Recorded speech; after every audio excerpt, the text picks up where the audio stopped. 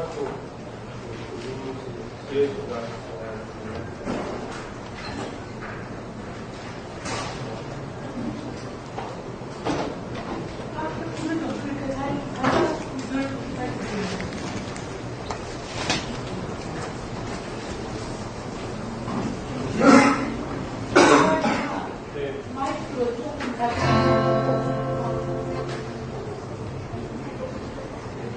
피아노 치실 수 있는데요.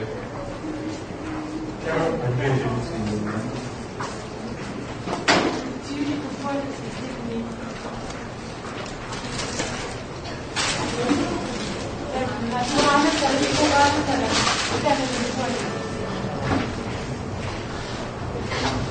그냥 부탁하는 것 같아요.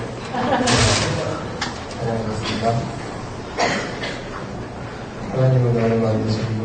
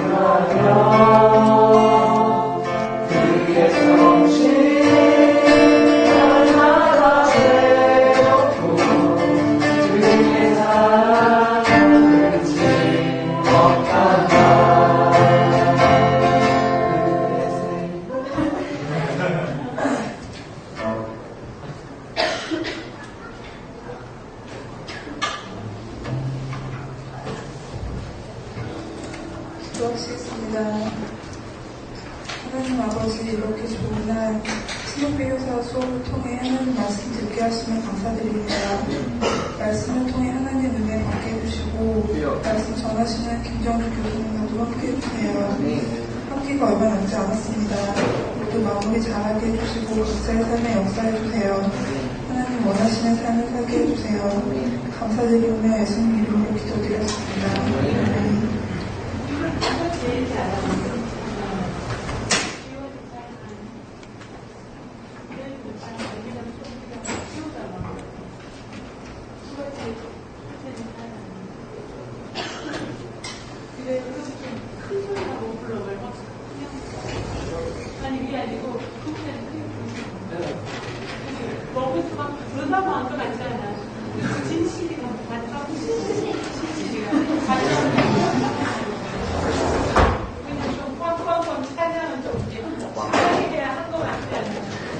다시 볼게요.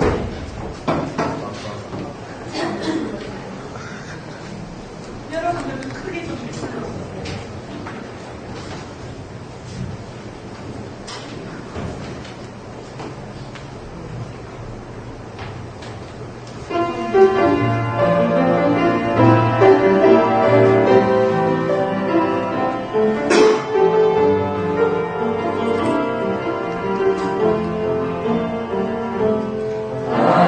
하나님은 너를 만드신 분, 너를 가장 많이 알고 계시며, 하나님은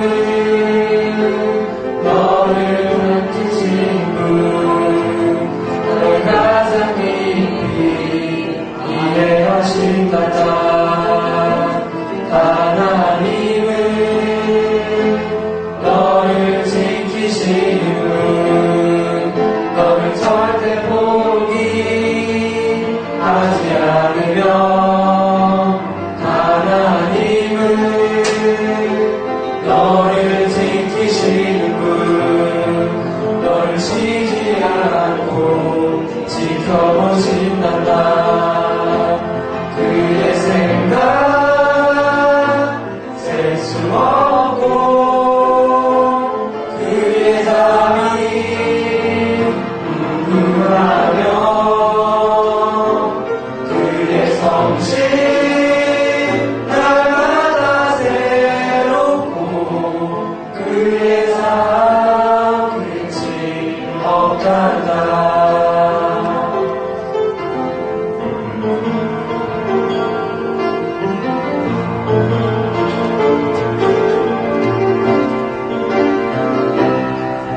하나님은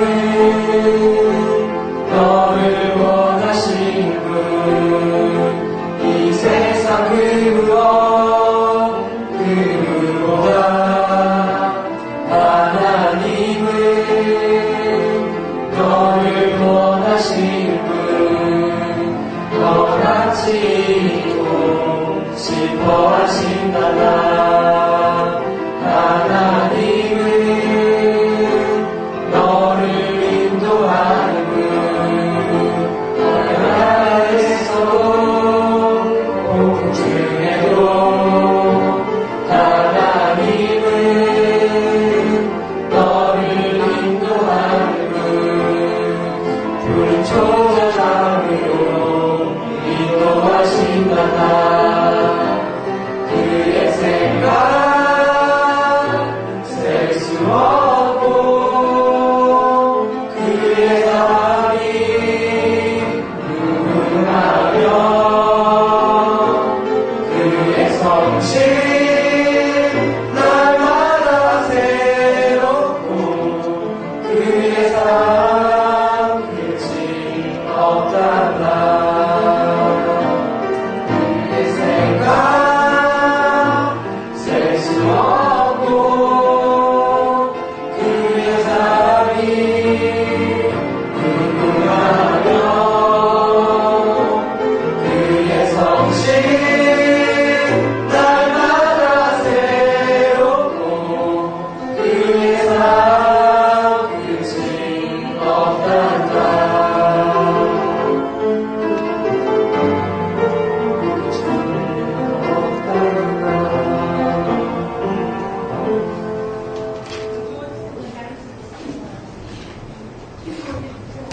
이게 말씀. 마이크 할 때.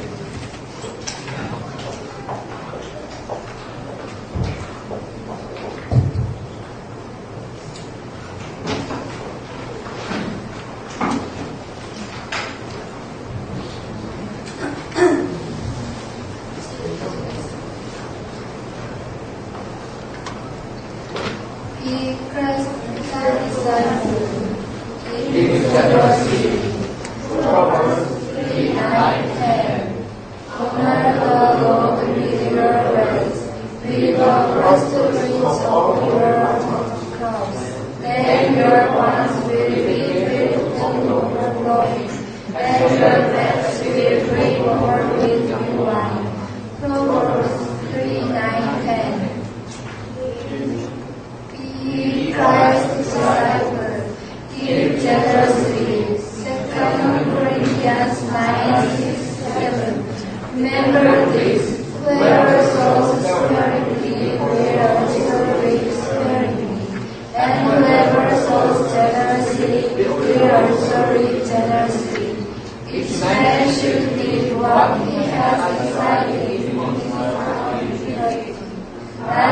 carefully or under compulsion, for God loves a cheerful giver. 2 Corinthians 9:6-7.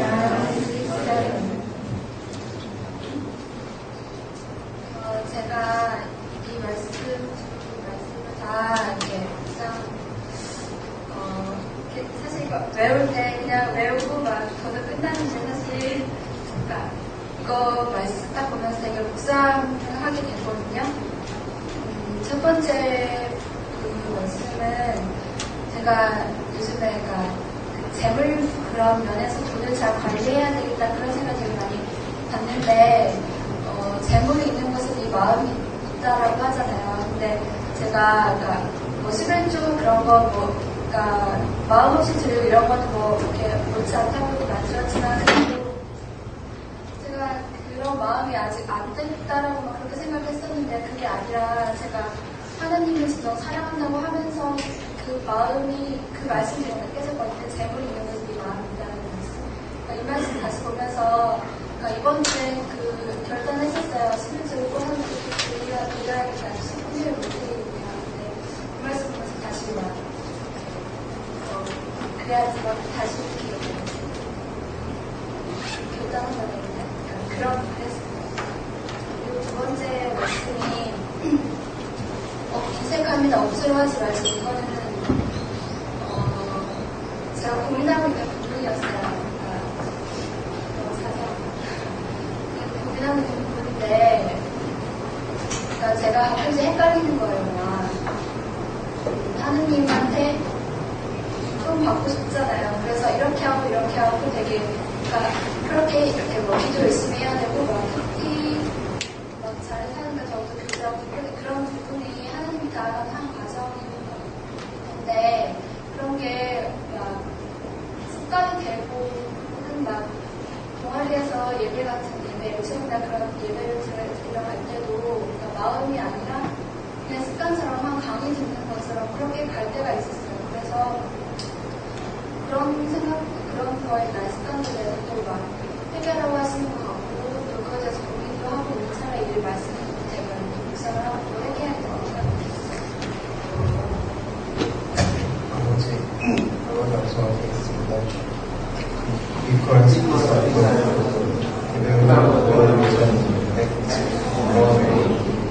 but you will receive power when the Holy Spirit comes on you, and you will be my witnesses in Jerusalem and in Jerusalem and Samaria and the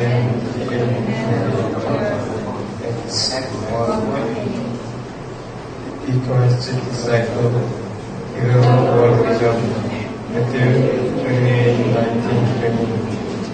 Therefore, go and make disciples of all nations, baptizing them in the name of the Father, of the Son, and of the Holy Spirit, and teaching them to obey everything I have commanded you. And surely I am with you always, Matthew 28:19-20. 사실 저희 팀 같이 준비하면서 저희 팀도 앞쪽 감성 준비했었거든요. 근데 앞쪽 감성 준비한 친구들이 지금 안 왔어요. 근데 저도 이거 준비를 못해가지고 죄송한 마음이 나는데 사실 이걸 다 외우지도 못하고 와가지고 지금 이번 주에 이기가지고 시험 시간보다 따뜻하고 날씨가 너무 빨라지가 일반으로 내놓고 못하고 있었는데 이번 주에 잠깐 이 말씀으로 다른 이제까지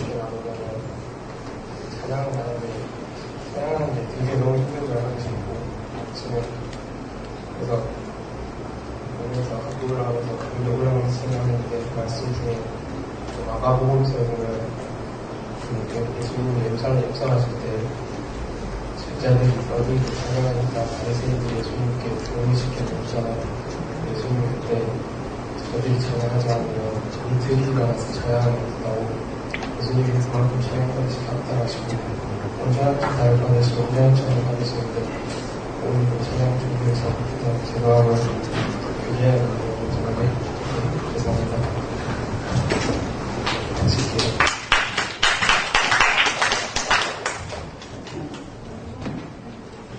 23장에서 일정을 그냥 마치고 30장까지 다 나간다고 오늘 좀 해달라고. 그러니까 그러니까 우리 그 강의 노트로는 28장까지예요. 그냥 30장까지가. 그냥 근데 좀 20장 그 바울의 성령이 여기 1장 정도를 하려고 그렇게 생각을 하고 있는데 충분히 할 수 있을 거예요. 한번 해봅시다. 제가 저기 앉아. 네. 저거 근데 여러분들 이 책도 지금 파워포인트 올라와 있는데요. 파워포인트가 조금 불실하게 있어서 수정본을 올렸거든요. 1장. 너무 그 타입에러가 많았어요. 그래서 여러분들 수정본으로 프린트아웃해서 봐주면 좋겠습니다. 그럼 진행할게요.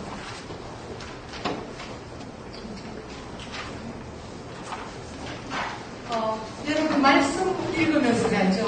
지금 제목은 클라우디오와 기독교. 지금 클라우디우스 황제라는 로마 황제 치하에서 기독교를 이야기하고 있습니다.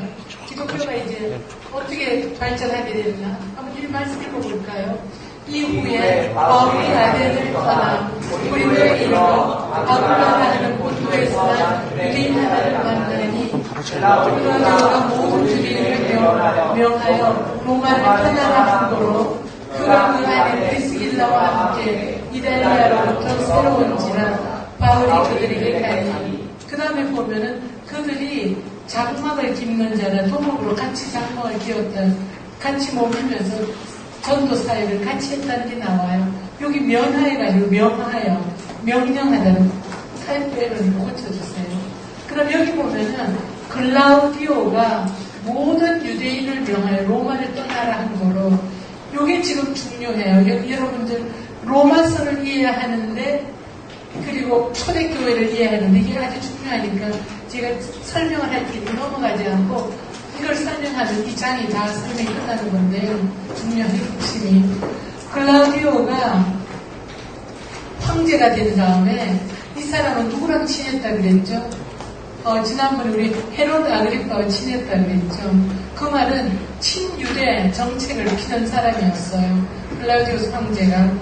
그런데 그래서 알렉산드리아 소요 같은 것도 친유대 쪽으로 해결하려고 그러고 그런 입장을 갖고 있었는데 로마에 가만히 이 사람이 살펴보니까 계속해서 유대인들 사이에 소요가 일어나는 걸 발견했어요. 근데 무슨 소요인가? 유대 기독교인들과 유대인들과의 사이에 분쟁이었어요.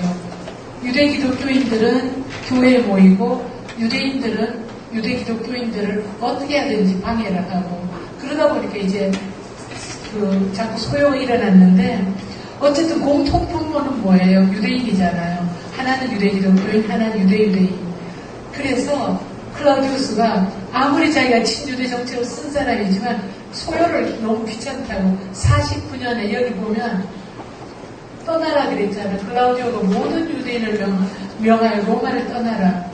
클라우디오가 유대인 추방령을 발표를 했어요. AD 49년에요. 그 결과 어떤 일이 일어났는가? 이 클라우디오 브리스길라, 아굴라, 그리고 브리스길라와 그 안에 브리스길라와 함께 아굴라라는 사람이 여기 아굴라 있죠. 아굴라가 유대인인데 고린도에 정착을 해서 로마를 떠나가지고 마게도니아에 그리스도의 고린도에 왔는데 그때 고린도에 선교하러 갔던 바울이 그들을 만나서 유대 기독교인이었어. 이 사람들은 유대인도 떠나지만 유대 기독교인들도 떠났기 때문에 그래서 같이 어리 같았기 때문에 장막을 기우면서 같이 선교 일을 했는데 얼마 있다가 클라우디오가 세상을 떠났어요. 세상을 떠나니까 어떻게 됐을까요? 황제들에 따라서 법이 항상 바뀌잖아요. 그래서 유대 추방령이 이제는 말소가 됐어요. 그러니까 그 당시에 로마는 세계 중심, 지금 말하자면 뉴욕과 같은 데니까 우리나라로 말하면 서울 같은 데니까 쫓겨났던 사람이 빨리 자기 집으로 고향으로 거기서 생업을 하던 사람들은 돌아가는 게 소원이잖아요. 그래서 다들 돌아갔어요. 로마에서 쫓겨났던 유대인들이. 제가 사실은 지금 3장 하면서 어떤 면에서 30장까지 매듭 있는 걸 조금 더 짚어드리려고 그러는데요. 근데 막상 이제 돌아가서 보니까 어떻게 됐을까요? 유대 기독교인들이 돌아가 보니까 자기들이 떠나기 전까지는 그 교회에 누가 다 리더들이었을까요? 유대 기독교인들이 다 심은 교회들이잖아요. 그리고 유대 기독교인들이 다 지도자들이었어요, 교회. 그런데 몇 년 동안 자기들이 밖에 떠돌 동안에 떠돌고 나서 다시 돌아가 보니까 유대인 없는 공백을 누가 메꿨겠어요? 교회에 이방인 기독교인들이 메꿨거든요. 근데 이방인 기독교인들이 이제 리더십을 갖게 된 거예요. 근데 유대 기독교인과 이방인 기독교인들은 믿는 방식에 있어서 차이가 큰 걸 우리가 알고 있잖아요. 이방인 기독교인은 율법에 아무 상관이 없잖아요. 자기들은 율법에 얽매여 본 적도 없고 율법과 상관없이 바울이 전한 율법 없이 예수 그리스도를 믿는 믿음으로만 구원받는다는 그 자유함 가운데 굉장히 강하게 자신들을 강하게 신앙생활을 자유롭게 밀고 나갔어요. 그런데 아르면에 지금 쫓겨났다가 이제 정말 다시 돌아와서 다시 정착하는 거 여러 가지로 쉽지 않잖아요. 자기 삶의 터전을 다시 세워야 되고 좀 약해진 외관상으로도 좀 약한 입장이 있지만 영적으로 유대 기독교인들은 참 약했어요. 왜? 항상 율법의 몽예를 갖고 있었어. 이 사람들은 종족적으로, 레이시아니 문화적으로 그 뭔가요? 할례라는 것도 문화로서 그대로 지키고 있었고 또 음식 규례법도 문화적으로 지키고 있었고 또 절기, 6월절, 초막절, 무슨 수장절, 오순절 유대인의 절기들을 다 지키고 있었어요. 유대 기독교인들은. 그러니까 이제 유대 기독교인들이 돌아와서 이렇게 보니까 이방 기독교인들이 이제 교회를 율법 없이 쭉쭉쭉 강하게 밀고 나가는데 자기들이 좀 밀려났으니까 기분이 좋을까요? 사람이 우리가 그리스도인들은 우리가 부활의 몸을 입을 때까지 예수님 재림하실 때까지 우리가 갖고 있는 가장 큰 성품 중에 하나 우리가 기억해야 될 것은 우리가 전적으로 어떤 존재죠? 전적으로 totally depraved, 타락한 존재라는 게 성경의 말씀이잖아요. 우리가 타락한 성품을 기독교인들 다 갖고 있어요. 그러기 다 갖고 있어. 거듭난 사람도 우리 속에 죄성이 아직 다 살아있기 때문에 매일 자기를 쳐서 복종시키고 하나님 앞에 우리를 부인해야 되는데 부인한다는 건 그 죄성이 있기 때문에 부인할 게 있는 거잖아요. 그래서 유대 기독교인들이 이제 와서 로마 이방 기독교인들하고 서로 이제 다시 교회를 이제 다시 일으키고 협력해야 되는데 삐걱거리기 시작하는 거예요. 아니 율법도 좀 지켜야지 뭘 저래 이방인들 너무 막 가는 거 아니야? 또 이방 기독교인들은 유대 기독교인 오래간만에 왔는데 정말 교회가 잘 부흥하고 있는데 뭐 좀 자꾸 율법의 약함 때문에 우리가 방해가 되는데 이런 갈등이 그 속에 로마 교회에 일어나기 시작을 했어요. 그 사이 갈등이 노출화가 됐어요. 그래서 로마서 사실은 지금 제가 어떤 면에서는 이 강의 이번 금요일과 다음 금요일 이것도 같이 이 책도 같이 제가 섞어 넣어서 지금 엮어서 강의를 하는데요. 이 책에 제가 쓴 것이 바울의 성령이인데 사실 로마서 전체를 보면서 로마서 8장에서 바울이 성령이를 어떻게 하고 있는가. 근데 저의 이제 그 논문의 중요한 제가 나름대로 발견한 거 이렇게 공부하면서 깨달은 뭔가는 로마서를 그냥 읽을 때는 그냥 로마서가 바울이 아주 중요한 바울이 주후 56년에서 57년 고린도에 머물면서 이 로마서를 썼거든요. 근데 바울이 로마서를 쓸 때는 이 사람들 지금 이때가 아니라 그 후였어요. 왜? 아굴라와 브리스길라는 벌써 로마에 가 있었어요. 이제 그 칙령이 풀려가지고. 근데 바울은 로마서를 쓰는데 지금 로마에 가 있는 그 형제자매들 자기가 아는 그 사람들을 통해서 로마 교회 문제를 많이 듣고 있었던 거예요. 로마 교회 문제. 이방인 기독교인과 유대 기독교인이 지금 갈등이 있다. 그게 어디에 바울이 그걸 갖다가 설명하는가. 로마서 14장 보세요. 너희가 강한 자가 약한 자를 볼 때 비판하지 말라. 강한 자와 약한 자. 그게 쭉 14장의 제일 주제예요. 너희가 그 약한 자를 비판하지 말라. 또 약한 자는 강한 자를 또 서로 비판하지 말라고. 그 이방 기독교인이 강한 자고 약한 자는 유대 기독교인인데 서로 비판하지 말고 용납하라. 그렇게 나와 있어요. 그러면 이제 그 로마서 1장부터 8장까지 보면은 1장에서 4장까지는 우리가 어떻게 의롭다 하심을 받는가 거기에 대해서 로마서에서 바울이 중요하게 가르치고 있어요. 근데 제일 핵심은 뭐죠? 1장에서 4장 로마서 1장 17절이 바로 그 주제를 말하고 있는데 오직 의인은 믿음으로 말미암아 살리라. 그런데 바울의 그 1장 17절이 로마서 전체를 어떤 면에서는 요약하고 있어요. 왜? 믿음으로 말미암아 의롭다 하심을 받는다. 그것이 1장에서 4장까지 바울의 주제예요. 믿음으로 말미암아 율법의 행위가 아니라 믿음으로 의롭다 하심을 받는다. 그 다음에 5장부터 8장까지 그리고 그 5장부터 사실은 16장까지 마지막까지는 믿음으로 의롭다함을 받은 사람들이 살리라. 어떻게 살 것인가. 그런데 거기는 성령을 쫓아 사는 삶이 거룩한 삶, 성결한 삶이라는 것을 보여주고 있어요. 그러면 아까 이제 다시 그 로마 교회의 문제점하고 연결을 시키면 율법주의자들, 그러니까 율법에 얽매인 유대 기독교인들이 울컥울컥 내는 거 뭔가 하면 율법 어떻게 할 거냐. 근데 율법은 구원의 수단이 절대로 아니라는 것을 바울은 다시 로마에 있는 유대 기독교인들에게 상기시키고 있어요. 구원은 우리가 하나님 앞에 의롭다 하심을 받는다는 것은 오직 믿음이다. 바울 그래서 로마서 4장에 그것의 가장 중요한 증거로 내보이는 사람이 바로 아브라함. 믿음의 조상을 아브라함이 하나님 앞에 의롭다함을 받은 것은 율법의 행위가 아니고 오직 믿음이었다. 그렇게 이제 로마서 4장에 설명하고요. 3장 21절에서 26절에는 이제 예수 그리스도 안에 있는 구속을 피로 말미암은 구속으로 우리가 의롭다함을 받는다. 예수의 십자가가 우리가 의롭다 하심을 받는 유일한 근거라는 것을 설명을 하고 있어요.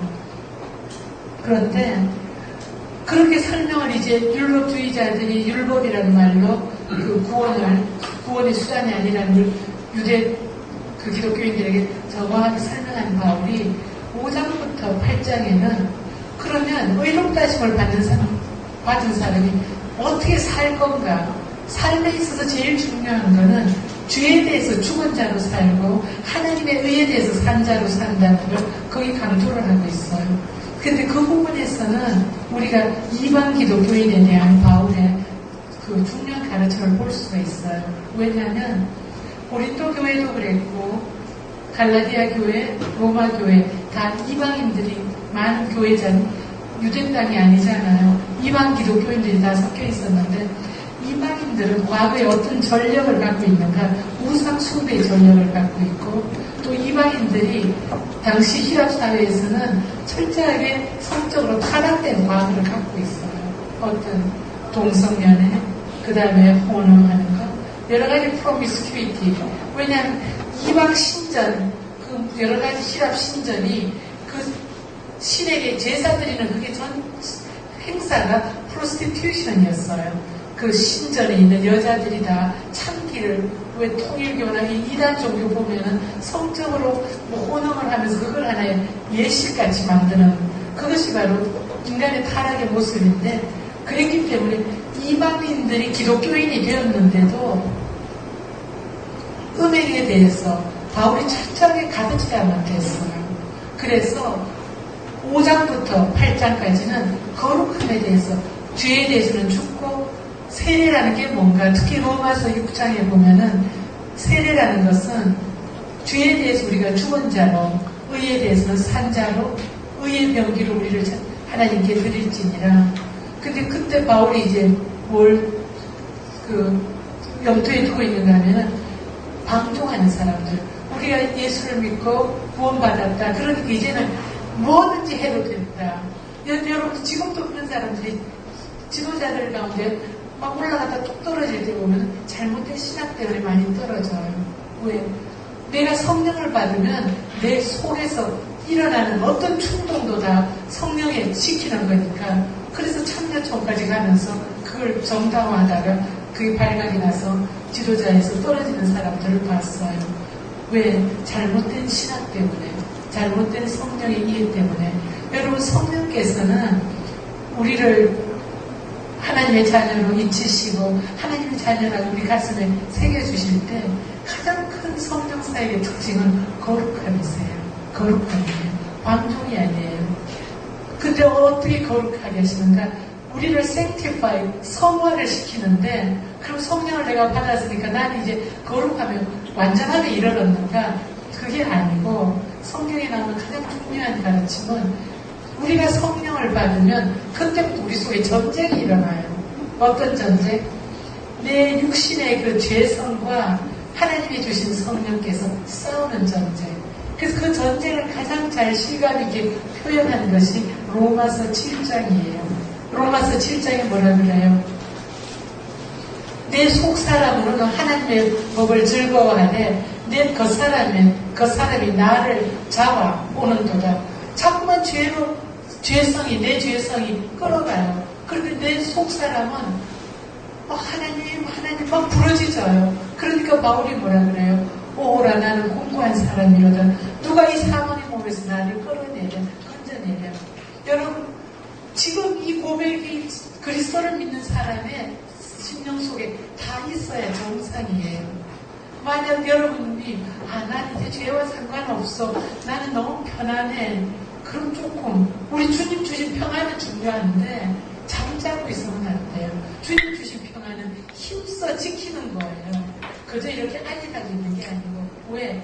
내 속에 불일듯 죄가 일어나는데 그 죄를 매일매일 십자가에 그 보혈의 은혜를 의지해서 성령의 능력으로 매일 나를 쳐서 복종시키는 그 가운데 평화가 있는 거예요.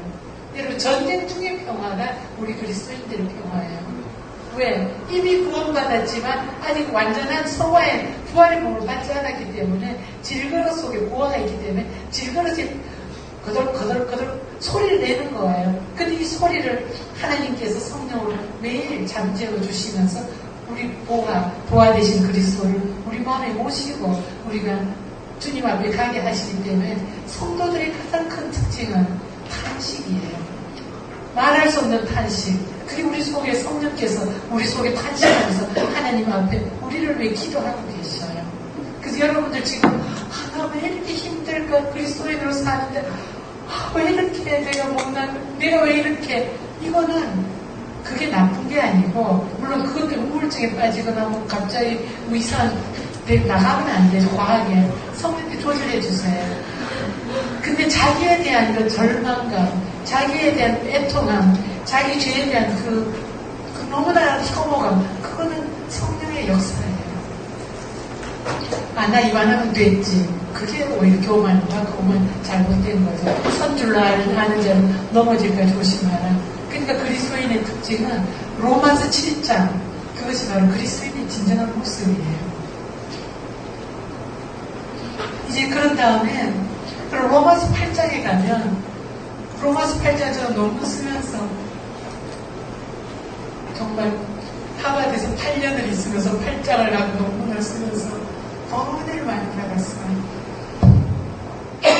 왜 은혜를 받았는가? 공부를 하는데 공부하는 과정에 하나씩 깨달으면 내 삶이 변화가 되니까, 복음의 은혜를 받으니까. 그래서 공부하는 게 참 눈물도 많이 흘리고 힘도 많이 들었지만, 영적인 싸움은 컸지만 굉장히 기뻤어요. 근데 로마서 8장을 여러분에게 한번 말씀을 드려볼게요. 로마서 8장을 이렇게 보면 좋아요. 어떤 공식을 하나 가르쳐 드릴게요. 이걸 보기 전에 우리 성서 기독교 들어보는 목소리일 텐데 안 들어보고 있기 때문에 한 번 더 할게요. TULIP. 여러분, 이거 튤립이죠? 튤립. 어느 나라에 튤립이 많이 피죠? 네덜란드죠? 네덜란드 도로트에서 1620년 어떤 일이 있었는가? 여기 도로트라는 장소에서 큰 신학자 회의가 열렸어요. 도로트 회의라고. 그 회의가 왜 열렸는가 하면 칼빈이 기독교 강요를 통해서 중세교회가 하나님의 복음을 완전히 덮은 것을 덮어서 면죄부를 팔고 철저하게 복음을 평신도들이 못 듣게 만들었어. 모든 그 중세교회가 신성 로마 제국을 만들고 바티칸을 지으면서 정말 돈으로 말할 수 없는 400년을 바티칸을 지으면서 교회가 이제 그 재정이 바닥이 나니까 그걸 끌어모으려고 사람들이 가서 당신이 면죄부를 사면, 돈 주고 사면 동전이 딸깍 거리는 그 순간에 당신의 면죄부를 사는 거 조사하고 아버지나 죽은 누구는 연옥에서 천국을 올라갑니다. 그래서 이거 인더전스 면죄부를 사세요. 근데 무식하게 성경을 안 배웠기 때문에 정말 무식하게 된 중세 교인들은 그걸 열심히 사는 거였어요. 그럼 이제 죄 용서 받는다고. 근데 거기에 대해서 무섭게 그것이 죄라는 것을 그 면죄부를 팔고 교황을 무엇하다고 죄 없다고 말하면서 그 당시에 그 교회 제도가 철저하게 하나님 말씀을 떠나 있다는 것을 그것을 지적한 사람이 바로 마틴 루터예요. 1517년 95개 조항을 비텐베르크 그 중세교회 신부로서 이것이 틀렸다는 걸 알고서 그 당시에 교황 우호제도 그거 틀렸다고. 오히려 저 교황은 교회의 머리는 그리스도인데 골로새서 말씀대로 신약 전체 말씀대로 교회의 머리는 그리스도인데 교황이 교회의 머리라고 replace 했기 때문에 교황은 저 그리스도다. 그게 anti-Christ라고 그랬는데 anti는 replace 한다는 뜻이에요. 저 그리스도다. 그리고 신부의 그 독신제도 셀리버시 그거는 성경적이 아니다. 베드로도 자기 아내와 함께 다녔고 그 당시에 초대 교우들도 많이 결혼하면 그저 결혼하는 것을 권장했는데 하나님 부르심을 받아서 바울같이 특별하게 있으면 모르지만 모든 목회자들이 다 셀리버시 독신으로 한다는 이것은 왜냐하면 그 독신 제도라는 것 때문에 너무나 많은 뒤로 음란과 프로스티튜션이 행해지고 있었기 때문에 이건 절대로 잘못된 반성경적이다. 95개 조항의 또 제일 중요한 핵심은 미사에 대한 문제였어요. 미사 그 칼빈은 미사를 이것은 마귀의 작품이라고 했어요. 왜 그렇게 이야기했는가? 진성이가 있어서 이야기할 때 진성이가 들으면서 그 성경 말씀을 내가 비춰서 이야기하니까 한번 본인도 한번 그 내용 한번 참조해 보세요. 어떤 면에서 그 미사를 마귀의 작품을 이야기했는가 하면 이것 때문이에요. 미사에 대한 그 이해 중요한 건 이제 몇 가지 지적하겠는데 미사에서 화채설이라고 했어요. 미사는 그러니까 뭔가 떡을 먹을 때 이 떡이 이것은 그리스도의 몸입니다. 신부가 될 때 여기서 매지컬리 이 떡이 그리스도의 몸으로 변한다. 화채, 체화 변한다. 그것이 그 당시에 중세교회 미사에 대한 이해였어요. 그리고 포도주는 교인들에게 주지 않았어요. 성도들에게. 그거는 신부들만 먹어야 된다. 그런데 이 두 가지에 대해서 스윙글리, 위클리프, 마틴 루터, 칼빈이 다 후스 이것은 성경적이 아니다고 들고나 일어났는데 후스도 화형당했고 스윙글리도 파문당했고 마틴 루터도 다 파문당했어요. 교회에 대해서 반대한다고. 그렇지만 이들이 주장한 것이 성경적으로 맞아요. 왜? 예수님께서 떡을 가지시고 주실 때 그 떡이 예수님 몸하고는 구별되지. 어느 이것이 떡이다. 이것은 너희를 위해 죽는 나의 몸이다. 그러실 때는 예수님 이것을 행하여 나를 기념하라. 떡은 뭘 상징이야, 심볼이었어요. 이것이 매직하게 변화된 예수의 몸이 아니라 그 차이를 정확하게 지켜야 됐어요. 근데 그걸 이제 미사가 완전히 혼돈했기 때문에 그래서 그 비판을 했고요. 그 다음에 이제 중요한 것은 제자들하고 떡을 나누시면서 또 포도즙도 같이 나누셨어요. 그렇기 때문에 포도즙 자체가 성도들로부터 거절돼서는 안 되는데 예수님의 새 언약에 우리가 들어가 있는 표시인데 그것을 미사에서 거부하고 있었기 때문에 거기에 대해서 비판을 했어요. 루터와 칼빈이. 그런데 그 다음에 중요한 이해는 미사에서 매번 예수님이 죽고 예수님이 다시 사시기 때문에 미사를 드림으로써 통해서 구원을 받는다고 그 당시에 가르치고 있었어요. 그런데 이것은 예수님이 십자가에서 2000년 전에 단번에 죽으심으로 이루신 그 구원에 대해서 계속 반복적으로 수천만 번 예수님이 더 죽고 살아야 되는 그런 하나의 제사로서 미사가 예수님의 죽음을 이해했기 때문에 그래서 마틴 루터나 칼빈은 미사는 사탄의 작품이라고 그렇게 하면서 미사를 거부했어요. 그리고 그 다음에 또 마틴 루터 칼빈이 95개 조망, 그 다음에 칼빈이 기독교 강요에서 중요하게 비판했던 건 뭔가 하면은 고해성사였어요. 한번 고해성사하고 1년 동안 다 죄가 사해지고 괜찮다가 또 1년 후에 고해성사하는 그런 제도가 죄를 조장시킨다는 거, 성경적이 아니라는 걸 지적했어요.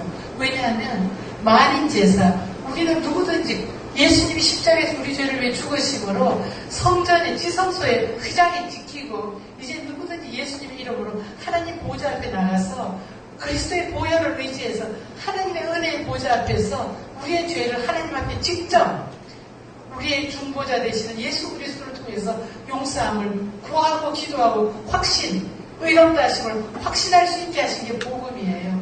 근데 그 복음을 반대로 고해성사라는 말, 신부라는 중보자를 통해서 막아버렸기 때문에 거기에 대해서 이것이 철저하게 성경적이 아니라고 칼빈은 비판을 했어요. 그래서 이제 종교개혁이 유럽에서 그 많은 그 당시에 중세교회가 종교개혁 입장을 따라가는 블라세 위그노들, 그 복음주의 그런 사람들을 혀를 빼서 여러 가지 모양으로 화형을 했어요. 죽였어요.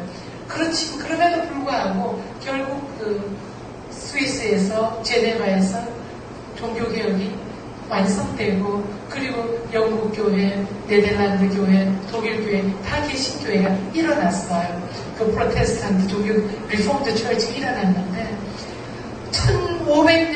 1536년 기독교 강요 첫판, 1559년 기독교 강요 마지막 판이 나오면서 이제 견고하게 그 복음 신학으로 일어나니까 그때 어떤 이제 문제가 일어났는가 하면 여러분들 항상 보석이 반짝반짝거리면 진리가 반짝이면 거짓이 사탄이 어떻게 하든지 그걸 넘어뜨리려고 하는데 알비니우스라는 신학자가 네덜란드에서 일어나가지고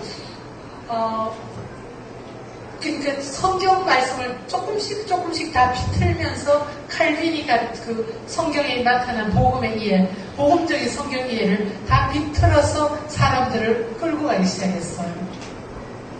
그랬더니 칼빈 그 입장을 그 개혁신앙을 가진 유럽교회 신학자들이 영국, 독일, 네덜란드, 스웨덴, 노르 전체가 모여가지고 이거 틀린 걸 지금 이단이 일어나고 있으니까 이단을 대항하기 위해서 바른 가르침, 성경에 나타난 핵심적인 가르침을 우리가 한번 칼빈을 통해서 칼빈은 초판은 300페이지지만 마지막 판은 1500페이지거든요.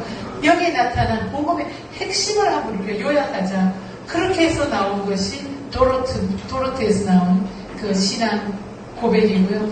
또 웨스트민스터에서 나온 웨스트민스터 신앙 고백서예요. 그런데 여러분들 웨스트민스터 신앙 고백서를 제가 파워포인트로 성서기독교에 지금 올려놨거든요. 여러분 들어갈 수 있지 않나요? 한 과목도 못 들어가요. 그럼 좀 성서 기도 돌려놓은 그 웨스트민스터 한 30장 되는 거를 이쪽에 자료실에 좀 올려놔주세요. 예, 알겠습니다. 네, 그럼 여러분들 열어보세요. 그러면은 세례가 무엇인지, 성만찬이 무엇인지, 우리가 인간의 이해, 성경의 이해가 뭔지, 구속이 뭔지 하나하나 다 설명하고 있는데, 그럼 도르트에서는 이 복음적인 신앙을 5가지 성경이 말하는 중요한 그 가르침을, 복음의 이해를 5가지로 요약을 했는데, 저는 지금 논문에서 그걸 나타낼 예를 썼기 때문에 한번 보여드리려고 그래요. T-U-L-I, P로 요약했어요. 그러면서 이제 한번 배워봅시다. T는 뭘 stand for 하는지, 뭘 의미하는가 하면은, 따라해보세요. Total Depravity. Total Depravity라는 것은 인간은 전적으로 타락한 존재. 이건 신학적 용어로 전적 타락이라고 써요. 우리 인간은 전적으로 타락한 존재라. 원죄. 태어났어. 원죄를 갖고 태어나죠. 그리고 살면서는 늘 고의로 범죄를 지어요. 여러분 예쁜 어린아이들 가까이 가만히 하루 종일 있어 보세요. 완전 찢어버려요. 얼마나 골탕을 어른들을 먹이는지. 그냥 때를 쓰고 알면서 그냥 하라는 꼭 반대로만 해요. 그 죄성이 인간은 갖고 있어요. 여러분도 여기 앉아있는 분들 그렇잖아요. 하라 그러면 꼭 안 하는 거 있잖아요. 그 죄성을 다 갖고 있어요. 전적인 타락, 언제까지 예수님이 재림하셔서 우리에게, 믿는 자에게 부활의 몸, 거룩한 몸을 입혀주실 때까지. 그러니까 여러분 그 말씀 있잖아요. 누구든지 나를 따라오려거든 자기를 부인하고 자기 십자가를 지고 나를 따를 것이니라. 그게 십자가가 저는 중고등학교, 대학교 때 좀 나이가게 믿을 때는 나는 십자가가 뭘까 막 고민했거든요. 알고 봤더니 내가 내 십자가예요. 여러분이 여러분의 십자가예요. 왜? 전적으로 타락한 존재가 바로 우리이기 때문에 우리 자아가 바로 우리 십자가예요. 여러분 그걸 알면 참 안전해요. 왜냐하면 자기를 높이지도 않게 되고 자기 때문에 실망도 안 하게 되니까. 이런 존재니까. 전적으로 타락한 존재인데 그럼 나의 나됨은 뭔가? 그리스도께서 내 안에 계심으로 바로 갈라디아 2장 20절이 우리의 고백이 매일 돼야 돼요. 내가 그리스도와 함께 십자가에 못 박혔나니. 그런즉 이제는 내가 산 것이 아니요 오직 내 안에 그리스도께서 사신 것이라. 이제 내가 사는 것은 나를 사랑하사 나를 위하여 자기의 몸을 버리신 하나님의 아들을 믿는 뭘로요? 믿음으로 말미암아 사는 것이라. 여러분 우리가 사는 것은 오직 그리스도를 믿는 믿음만이 생명이에요. 그리스도만이 우리의 생명이에요. 그것이 복음이에요. 거기서 우리가 이끌 율법으로 가고 거기서 방종으로 가면 이건 복음이 아니라 가장 반복음적인 삶을 살게 돼요. 그리스도인의 이름으로. 그래서 우리는 항상 우리의 존재가 철저하게 타락된 존재라는 걸 매일 우리가 기억할 필요가 있어요. 그 다음 이유는 성경에서 이유로 나타내려는 성경의 진리는 뭔가 하면 unconditional 따라해보세요. unconditional election. 여러분 이게 뭔가 하나님이 여러분의 이름을 부르고서 선택하셨어요. 지혜야, 연희야, 성훈아. 하나님 부르시면 선택하시는데 선택하실 때 로마서 읽어보세요. 갈라디아서 읽어보세요. 하나님이 바울이 뭐라고 말했어요? 하나님 우리를 택하신 것은 우리의 의 때문이 아니에요. 우리가 착한 일 할 것 같으니까 택해 주신 거 아니고 우리가 착한 일을 했기 때문에 우리의 행위 때문에 우리의 어떤 훌륭한 성품 때문에 그것과는 전혀 상관없이 아무 조건 없이 unconditional 조건 없이 우리를 택하셨어요. 왜? 하나님의 사랑 때문에 하나님의 긍휼 때문에 전적으로 election 하나님이 누구를 택하시고 누구를 버리시는데 하나님의 택하심은 전적으로 하나님의 주권 아래 sovereignty 하나님의 주권 아래 있어요. 그러면 이제 이런 말을 할 수 있잖아요. 그럼 불공평하잖아요. 어떤 사람은 날 때부터 그럼 버려져서 택함 못 받았으니까 불공평하잖아요. 이렇게 가끔 질문하는 사람도 있어요. 그런데 그건 질문이 안 돼요. 왜? 토기장이가 어떤 것은 예쁜 그릇을 만들고 어떤 건 부서뜨려서 버리고 그 토기장이 마음대로예요. 하나님은 하나님의 주권, 공의로우시고 신실하시고 인자하신 하나님, 완전한 지혜의 하나님께서 하나님의 주권을 따라 조건 없이 하나님이 택하셔요. 그럼 우리가 할 이야기는 뭘까? 우리가 할 수 있는 질문은 뭔가? 멸망할 수밖에 없는 죄인인 내가 어떻게 해서 하나님의 택하심을 받았습니까? 그것이 전적으로 하나님의 은혜라는 걸 어떻게 내가 who am I? 내가 우리가 질문할 수 있는 유일한 건 바로 그 질문이에요. 내가 무엇이길래 하나님을 택했습니까?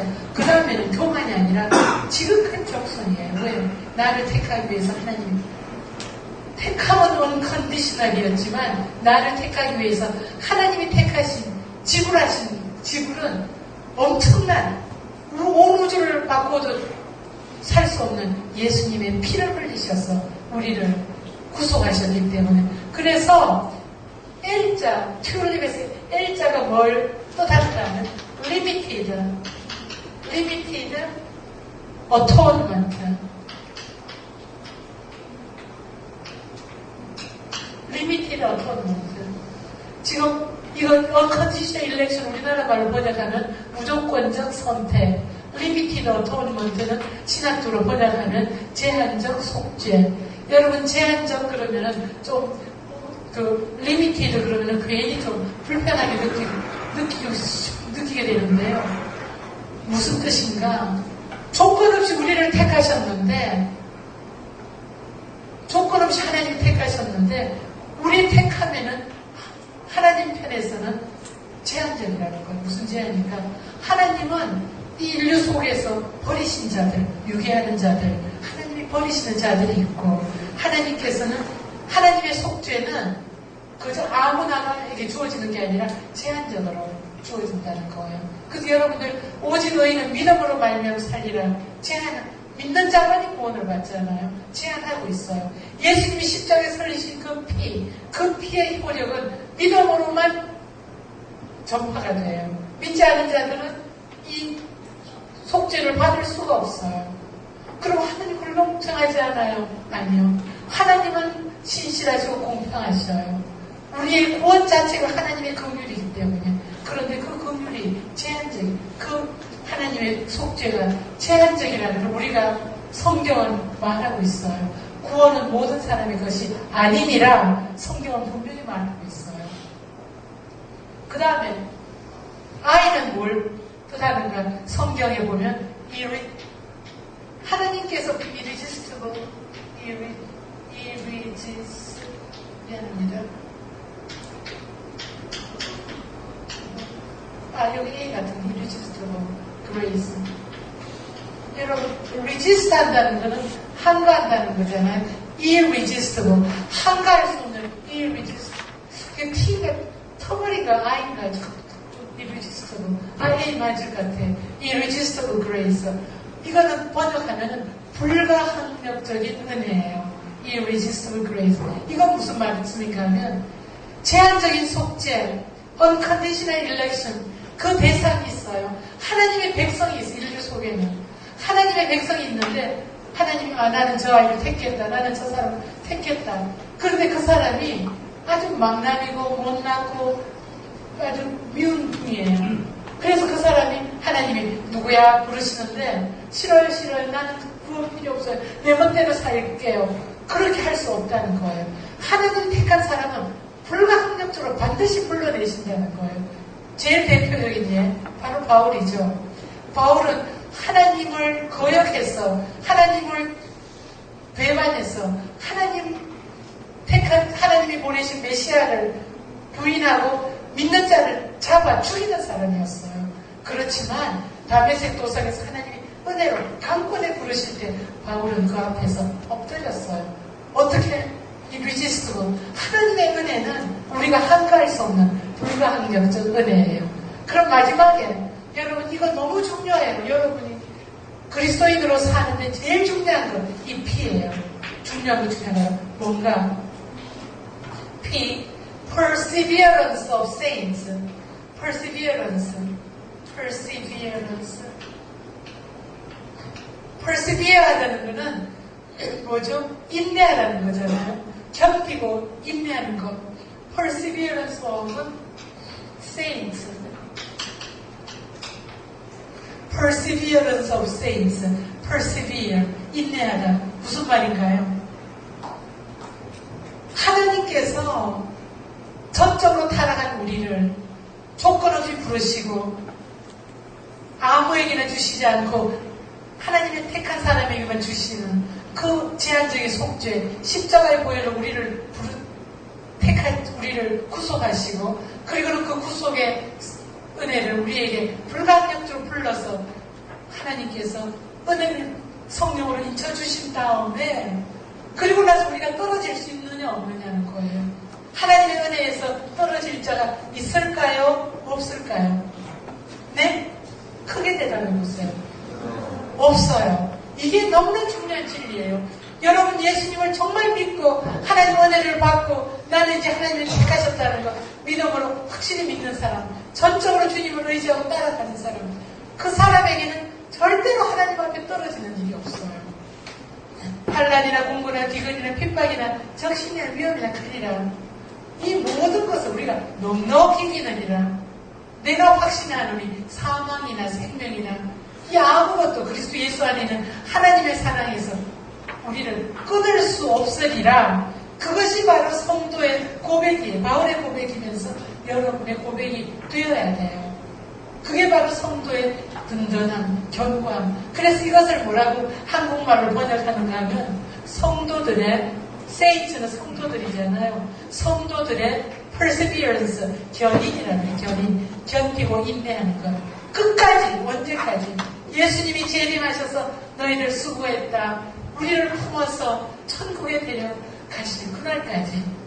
여러분 이거 얼마나 중요한지 몰라요. 그렇기 때문에 주기철 목사님이 순교의 길을 가시면서 가족들을 보면서 항상 웃으면서 손을 흔들었더라. 여러분 놀랍지 않아요? 고문실에 자기가 그 자리에 끌려 들어가면 자기도 가족들도 찢기고 피 흘릴 걸 알면서 그 고문실에 들어오면서 광주 그 8, 7살 난 그 아이를 보면 피눈물이 흘러도 부족할 텐데 자기 아내가 지금 찢길 텐데 자기 눈앞에 찢길 텐데 그 고문실에 들어오면서 주광주 장로님 그 간증에 그대로 쓰고 있지 않아요? 아빠가 웃으면서 손을 흔드셨더라. 여러분 어떻게 그럴 수 있죠? 어떻게 그럴 수 있어요? 바로 이것 때문에 우리가 지금 이 죄 많은 우리가 이 죄 있는 이 더러운 이 땅을 밟고 다니는데 순교의 길을 고통스러우지만 지나가는데 이것을 지나가면 천국의 황금길을 죄 없다 하시면서 의롭다 하시면서 빛나는 하나님의 의의 옷을 입히시고 하나님 나라를 우리가 상속할 것을 확실하게 믿기 때문에 그래서 로마서 8장을 주기철 목사님이 순교길에 다 인용을 하고 계세요. 우리 읽은 그 책 자세히 보세요. 전부 로마서 8장을 말씀하고 계세요. 특히 거기 무슨 말씀? 로마서 8장 18절. 현재 우리가 당하는 고난은 장차 우리에게 나타날 영광과 어떻다고요? 좋기 비교할 수 없도다. 우리가 찢기고 뜯기고 이건 우리 육신이에요. 이거는 죽어서 이제는 없어져야 되는 건데 이 죽을 몸이고 죽을 죄의 성을 가진 몸인데 이거 찢기면 찢길수록 그 주기철 목사님 그 더 긴 두꺼운 그 순교기 일사가구라는 김연아 그 목사님이 쓰신 데 보면은 몸이 찢기고 그 고문을 받으면 받을수록 오히려 주기철 목사님은 내 죄성을 하나님께서 얼마나 미워하셨을까.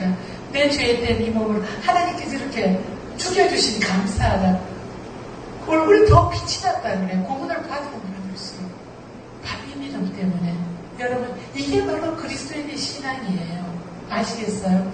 TULIP. 여러분 이거 기억하세요. 그리고 제 논문 5장이 바로 TULIP를 갖고서 쓴 거예요.